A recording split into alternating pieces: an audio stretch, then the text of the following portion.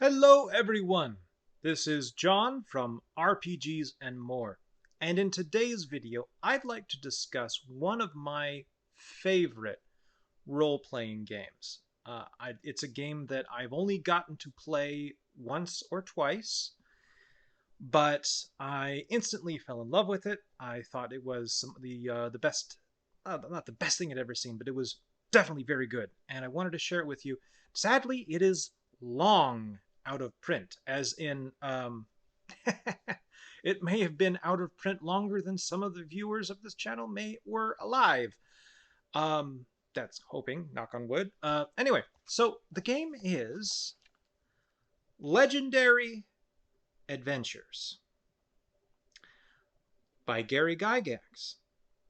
Legendary Adventures is it's the last thing, to my knowledge, that Gary Gygax worked on before he passed. It's not this book itself, but the system, the idea of this system, the modules for it, the rule books that supported it.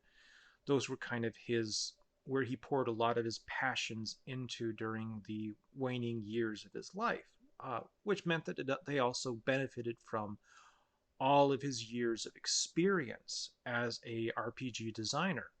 Now, um, that's kind of where this kind of it becomes interesting to me because as sorry, I kicked the stand a little. As I kind of was introduced to this system one day. I showed up at my local game store, and a gentleman was preparing to run that session, and I was curious, and so I said, "Sure, I'll join. That sounds like fun." I think it was for like a Gary Gygax Day, something like that. It was some kind of special day where they just people were coming in expecting to play RPGs, and other people were running them, and I had been looking to run a game, but this gentleman was running one instead, and I said, "Well, why not? I've never seen that game before. That seems interesting," and it really was. Now, that gentleman by the way, is someone that I've been friends with ever since, and has been a supporter of this channel. So thank you. So what is it about Legendary Adventures that makes me interested in it, and why should you worry about it? That's the sound of my cat clawing on a chair. Sorry about the noise. He's not supposed to do that. Okay. Why should you care about Legendary Adventures?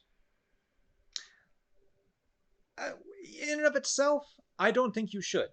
Let's be perfectly honest. This is not something that is currently available. There are no legal PDFs of this game out there that you can download, and it has been out of print since like before 2010, if I recall correctly. Certainly 2012 or so. So it's really and to buy this book in eBay right now from Noble Knight Games, there's currently someone trying to sell it for more than 400 bones in US. I'm not recommending that to anybody. I'm gonna make that quite clear. You can do what you want with your money. I'm not telling you not to buy it, but I'm just saying I'm not telling you to buy it. Okay, this is not that kind of recommendation. But what I do want to talk about is some of the rule concepts within this game that I think are really neat, and why we should pay attention to them in the current climate. Because the current climate kind of is, a lot of people are making their own systems. They're doing a lot of development, and things like Project Black Flag. You've got Pathfinder and Paizo doing their own thing. There's the Orc license that's under development. There's a lot of moving and shaking, and I think that it would be rather poignant, in my opinion, if something that Mr. Gygax himself worked on and wrote and loved was to get included in all of that, more so than just, the basic idea of Dungeons and Dragons, which is already in a lot of these things. So what are those things? Well, I'm going to do multiple videos on this topic in general, but in a nutshell, there are three items that kind of stood out to me. One of them being that your damage is one die, and that's the 20-sided die. Every weapon can deal up to 20 points of damage. Every weapon rolls a d20 for damage. Some weapons have a lower minimum number to their damage. So, for example, if I recall correctly, a cutting heavy sword, like a two-handed sword, is 11 through 20 for the damage range. That means that you roll a 20-sided die, and any result that is less than 11 is automatically turned into an 11. And if you are wielding a dagger, which is a 1 through 20, or a small club, 1 through 20, if I recall correctly, you're still rolling the 20-sided die. There's still a chance of rolling a 20. And this is interesting because this kind of idea makes sure that all weapons have the same potential for deadliness. But some of them are just, at minimum, you can get grazed with a knife and, shucky darns, still not cool, didn't want it to happen, but you're probably going to walk away from that going, I don't, it's a little bit of a different thing when you're grazed with a claymore or a greatsword. It's kind of like, that things happened here. Especially when you subscribe to the idea that hit points are stamina or battle fatigue. I'm not sure I like that phrase, battle fatigue, because it also kind of correlates to people that kind of, we later started referring to that as post-traumatic stress disorder, was earlier referred to as battle fatigue. So I'm not sure I'd like that phrase in and of itself, just for connotation, but that's something that was used. So especially when you subscribe to that, then this starts making a lot more sense. And, because people spend a lot more effort to avoid and get around a great sword swinging at them than they might a dagger, depending on scenario. So that's kind of neat. And it also allows all weapons to be potentially relevant in a fight. If you've got that dagger, okay, maybe you're not, you and your dagger are going to be able to get in there. You're going to be able to mix it up. You have just as much chance to get that 20 as everybody else. And I kind of like that. I like that a lot more than the whole, I have a dagger. I deal D4 damage. Ha ha ha ha. Oh, come on. No, your thief with their D4 damage dagger, they're not like some little guy No, they are a trained killer. They are coming around with that knife. They're going to come up around the other adventurer and whoosh, they know what they're doing. And so their potential damage should reflect that. And I don't like this whole we have to give them sneak attack damage because that's how we explain that that they can actually do this whole backstabbing thing. Okay, but why don't we just have the dagger do damage regardless? Anyway, that's kind of a thought of mine. That's one of the reasons why I really like the D6 for damage from the OSR, especially D6 plus 1 for bigger weapons and D6 minus 1 for smaller weapons. I kind of would rather it be small weapons do 1d6, medium weapons do 2d6, and then large weapons do 3. It's not D6, but what 1 through 6. Medium weapons do 2 through 6 on a 6-sided die, and heavy weapons do 3 through 6 on a 6-sided die. That'd be one way that I'm thinking about doing it myself, but you don't have to subscribe to my school of it just because. But when we're dealing with bigger games, bigger numbers, bigger hit point totals, everyone getting a D20, it's kind of cool. People like rolling D20s. Okay, so second thing. This relates to, let me make sure I got my thoughts correct on this one. Yes, characters in Legendary Adventures, when they first start out, your beginning character is the equivalent of roughly a 5th level character from that other role-playing game that Gary Gygax helped author. That means that your character isn't going to go through that awkward phase of, being so weak that a house cat can kill them. And I'm looking at you, 3rd edition house cat. just kidding around. It did happen, but rules are rules, and we can let that go and just remember it fondly. So that's the fun of it, in a sense, because it forces the campaign to start when the characters are already fully fledged, developed members of their guild or their order, to use the words of Legendary Adventures. Their order is kind of like your class. It's like an order that you have joined. It's your higher education. If you're a noble, you've joined the Order of Nobles. You can represent like an order of knighthood, or the king's court, what have you. Priests and clerics. There is the order of the ecclesiastic order. Excuse me. And so those things kind of, help the characters to kind of feel like they have a class, but at the same time, it's more of just an organization, and it's a little bit of world building too, based upon how high up in their order they are.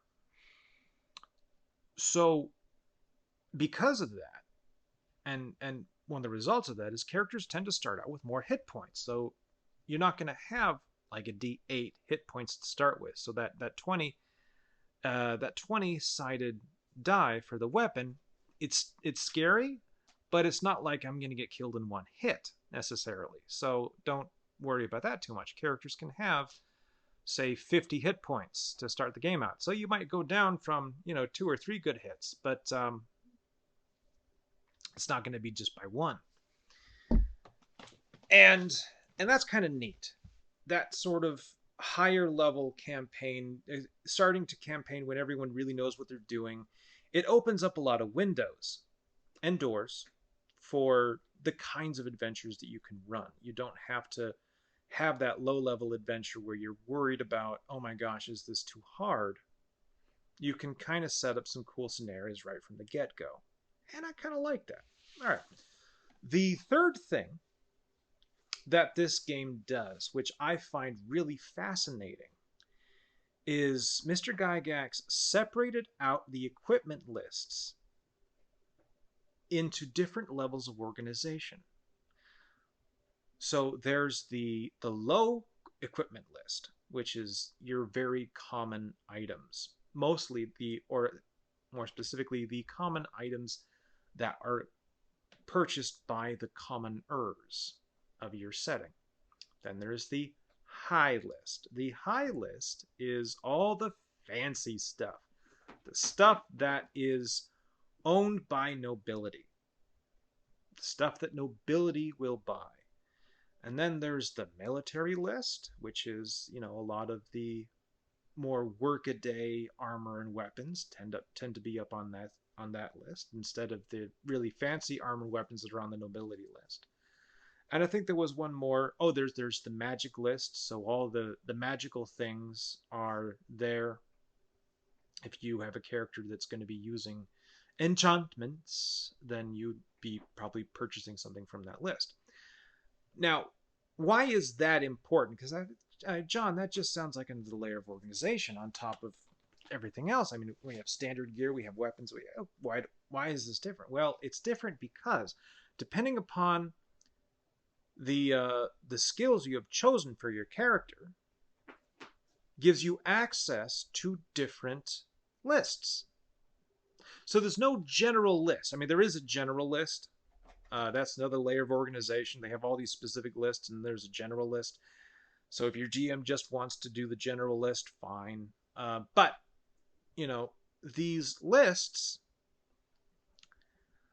if my primary thing is weapons, then my best picks are going to come from the military list.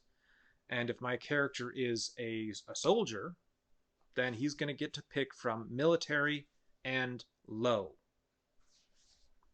And that's the only sub he will not, no matter how much money he has to start the game with, no matter how lucky I think I am, that soldier with the low and the military stuff available to him is never going to get to own the kinds of things that are on the nobility or the high adventuring list, nor the magic stuff.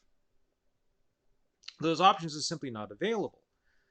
Now, you might say, oh, that's overly, you're condensing my options. You're taking things away. I don't like it. Well, I can understand that. And for those people that really feel strongly that they should be able to pick from everything and their GM agrees with them, cool. You've got the general list.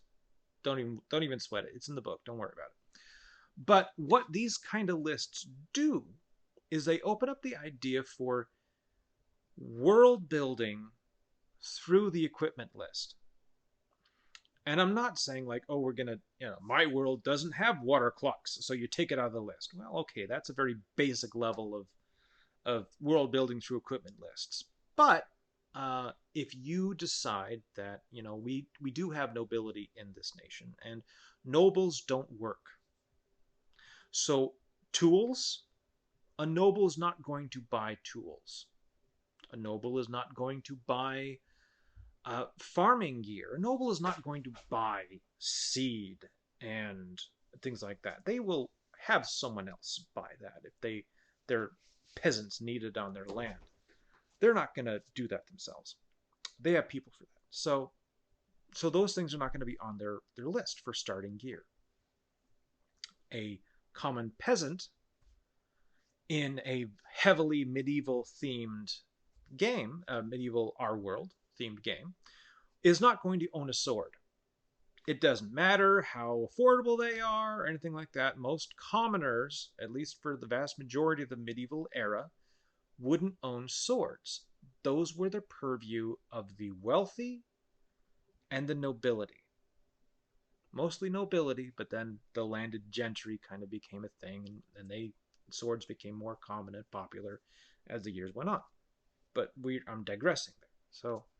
So for them, it's not an option unless they are a soldier, and maybe they had one issued to them by the army and a couple of lessons on how to use it. Then they might have one, and so therefore that's how you get a commoner with a sword. But just a standard commoner who doesn't have any special stuff going on, you're not going to have one. A common person who is a day laborer is not going to be purchasing stuff to support the lifestyle of a wizard. Not unless they have skill as a wizard. So therefore, that's why that common person gets the low list and the wizard list, if that's what you're developing. And that's fine. That's great world building. But it kind of forces you to think as a game master when you're creating your world, what items are important?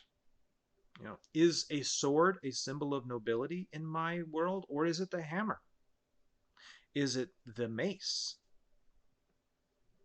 Is the staff the weapon of nobles? Do wizards receive sword training? Should that be an option for a wizard, or are they only they work with staves and they have the option to pick one up from there? What about clerics? Maybe there's a special list available that's just available to someone who's of more ecclesiastic bend.